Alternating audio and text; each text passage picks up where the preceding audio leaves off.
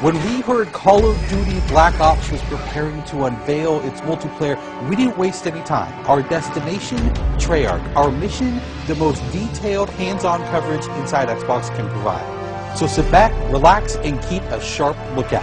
Every feature you hear about in this preview has never before been done in a Call of Duty game.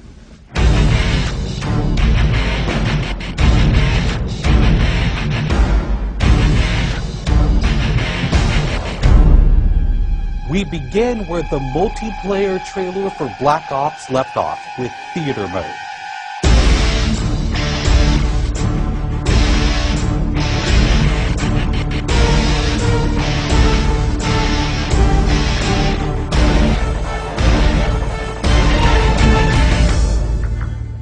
Dan Bunting explains. You can switch the camera from any player's perspective in both first person and third person. You can detach the camera and go into free cam mode, which allows you to fly anywhere on the map, basically. It's really interesting when you pause the game and go into free cam, you just see all the particle effects just in their full glory, just frozen in time, and it makes some really awesome footage. We really want to give players the tools to be creative, make their own machinima, make their own highlight reels. Maybe they're really competitive clans that want to just capture the films from their matches and then go back and analyze what the other team did or whatever. Also brand new to Call of Duty is Black Ops' new currency system. We put the currency system into Black Ops multiplayer principally because we felt like it'd be a very interesting way to engage with all the unlocks that you've been getting. So one of the things that's really fun about currency is instead of being specifically told at a specific level what you're going to get, we're unlocking features by level, but then once the feature is unlocked, you can purchase any component of that feature with the currency directly. Of course, when you got a little currency jingling in your virtual pockets, nothing feels better than putting it on the line against your fellow players. Say hello, everyone, to wager matches. When we were developing the wager match game modes, we went through a whole bunch of ideas to find the 4 that we were going to use to ship inside the game. And really, if it wasn't people screaming in joy and frustration when they were sitting around the office playing, it wasn't good enough to be a wager match. Wager matches are all free-for-all modes, and they exist separately from the standard playlist. They include game modes like Gun Game, where you're in a race to score a kill with 20 different weapons, beginning with pistols and advancing through ever more explosive weaponry.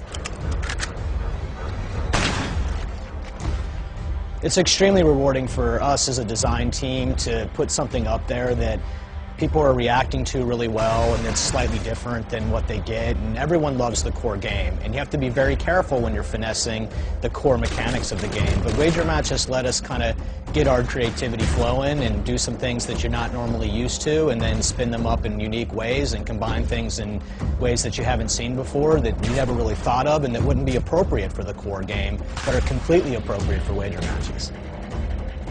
While the classic Call of Duty challenge system is still very much in place, Black Ops is also adding a new feature called contracts.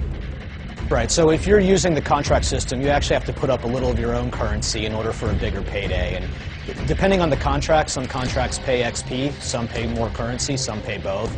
But they're all time limited, and it's game time limited, so you have to go to work to accomplish that contract within the time period in order to get paid.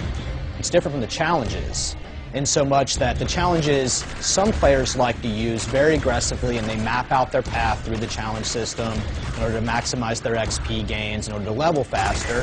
And then a whole nother set of players uses the challenges sort of passively. They're there, when you get them they feel good. But contracts gives you a way to directly engage with the content inside the game.